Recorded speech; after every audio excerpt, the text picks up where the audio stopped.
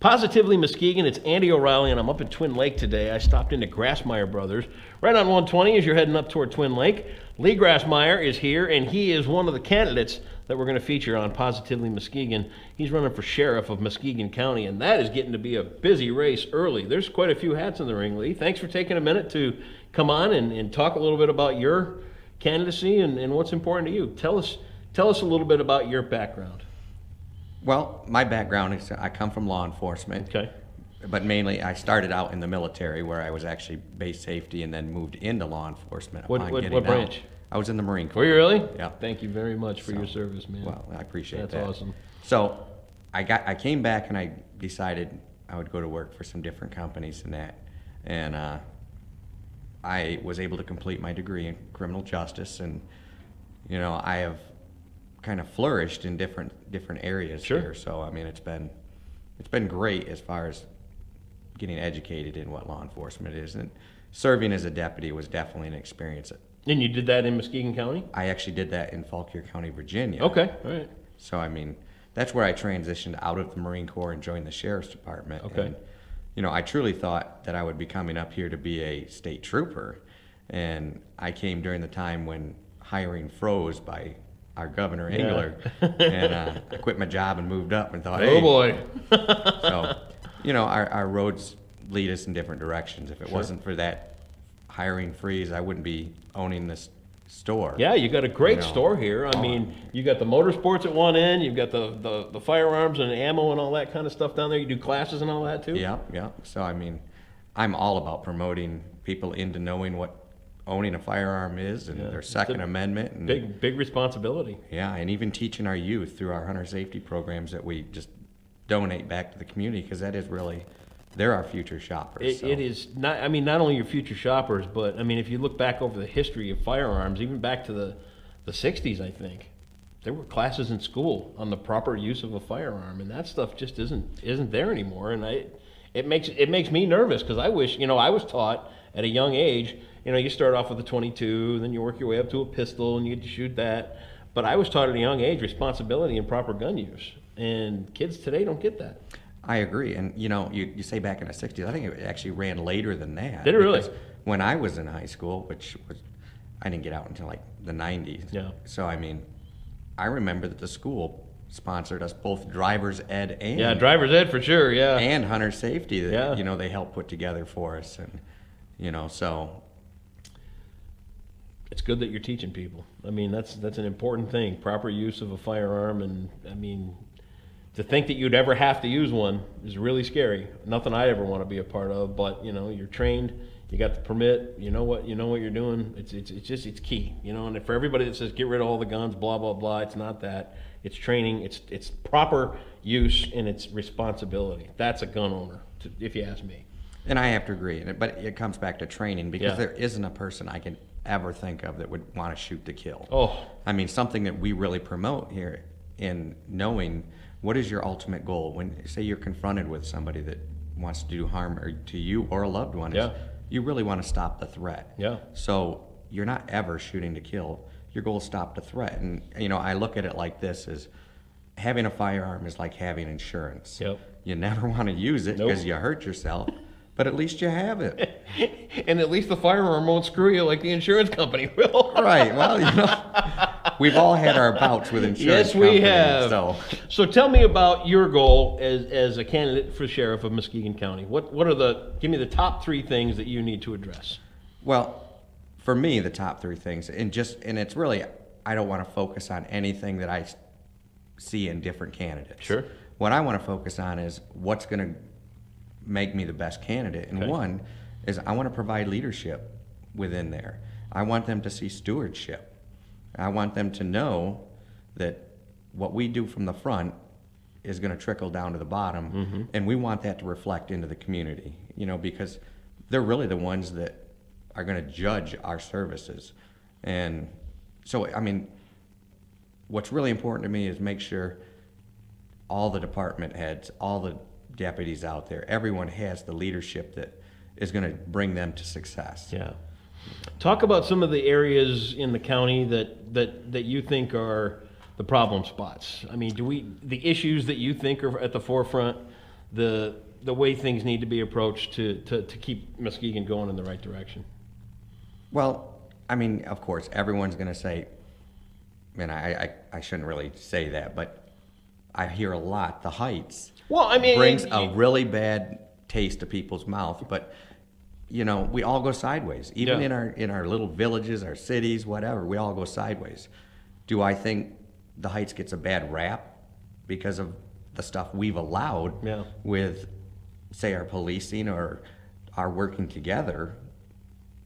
You know, we've allowed that type of behavior to happen. So what are we going to do to work together? Sure. Whether it be different departments or what kind of programs are we going to put in place that will eliminate some of the opportunity of this type of behavior to go on? There's just there's an unspoken thing in the Heights. You know, there's fear, there's poverty. There are some people, I think, that feel a little ashamed that they're in that kind of situation, and I think they're looking for strong leadership to say, we're going to make sure that we're going to clean this up and you can go back to having your life normal. I mean, and it's not just the Heights. There's other neighborhood problems too.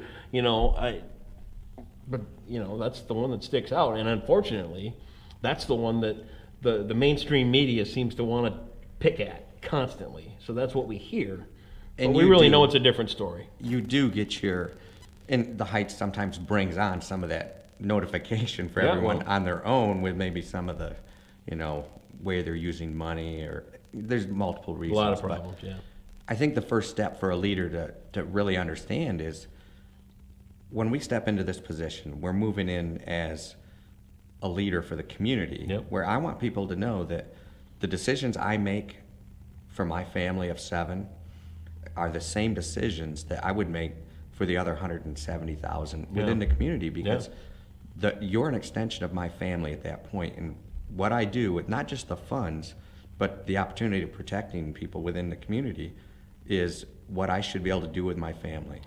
And so if I can't make that decision wholeheartedly and honestly with my family and the extension of my family out there, then I probably don't need to make it. What are some of the things you think are good in Muskegon County? What are some of the highlights, I mean, that you see as assets and you want to kind of wave the flag around? Well, I think we have a great event area. I mean, as far as you have Heritage Landing out there, I mean, I see the hospital growing up to provide the services that we really need. You know, and I think Roger Spoolman's still running that. So, I mean, I give him kudos for growing, even though I was really attached to the old Oak Street campus. That was why I was born there. Oh, so really? Okay. I was like, oh, man. I know, right? My hospital basically is closed down, and actually 3 of our boys were born over there at the birthing center. So, how about that? You know, it's just different to see the city transition. Everything's transitioning. I mean, and the city, the county, everywhere. It's really changing. That's just life.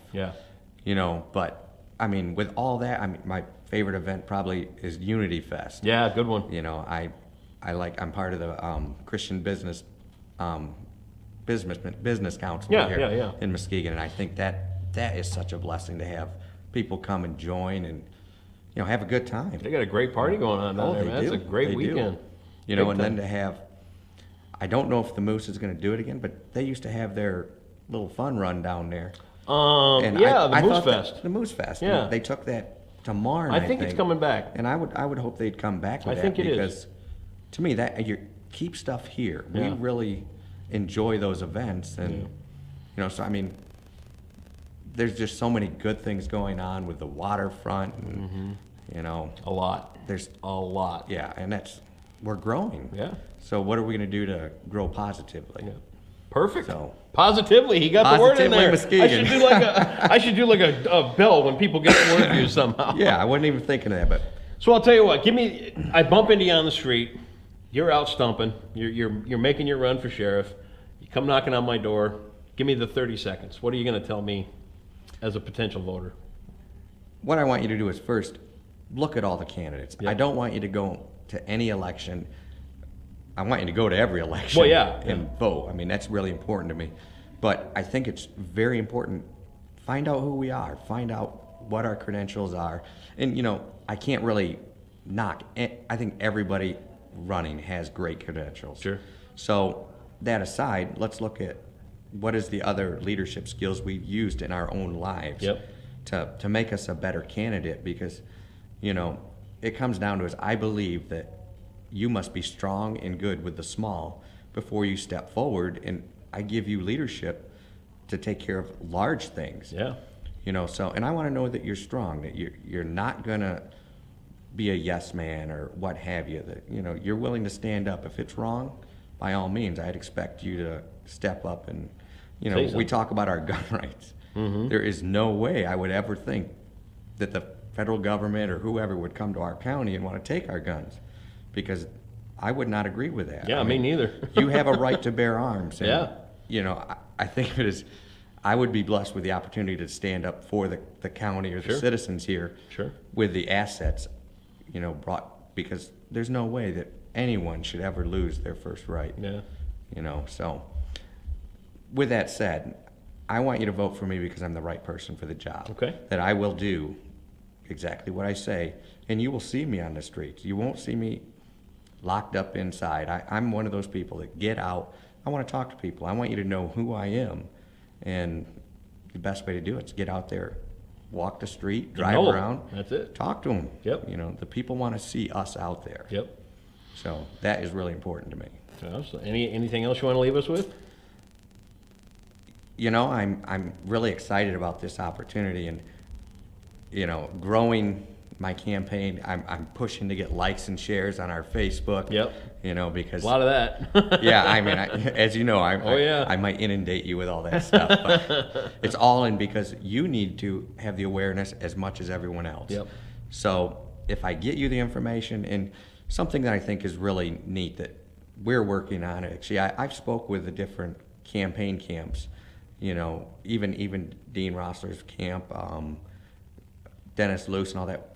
Would you believe that we're actually on each other's Facebook page? Yeah. Liking it, because in the end, I think it is so important that this isn't really about just us six running. Right. This is going to be, how are we going to do this? And one of us is going to prevail. Our goal is not to unseat any one person. Yep. So we don't want to be negative and talk negative about whoever else is running. I think you come forward with your positive light. This is what I'm going to do for you within the community. And by doing that, we're starting communication already. Yep. So no matter who wins, all of us are talking at this point. Yep. So let's continue to do that and make this a positive election. Yeah, and that's what I think what people are starving for. If people, you know, if they think about it, if someone is going to come out and be a negative person, there's probably something they need to look into within themselves first before they turn around and run for office, because we don't need any more cancerous negativity running through the community. Great idea right there. No more. Lee Grasmeyer, can they stop in and see you here at the store? I would love to have him here. I'd like him to like and share our Facebook page for the store. Get the word out. We'll put it all on there for you. We'll put it all right here on Positively Muskegon. We'll put the links up and everything else, and that way they can stay in touch with your campaign. Stop in here and see you on 120 on your way up to Twin Lake. And really, I mean, great selection out here. I appreciate it. Looks like some pretty cool guns. You got plenty of ammo out there and everything. So we've got a great store. Wish you the best in the election. Thank you much. Lee Grasmeyer right here on Positively Muskegon. Thanks again, man.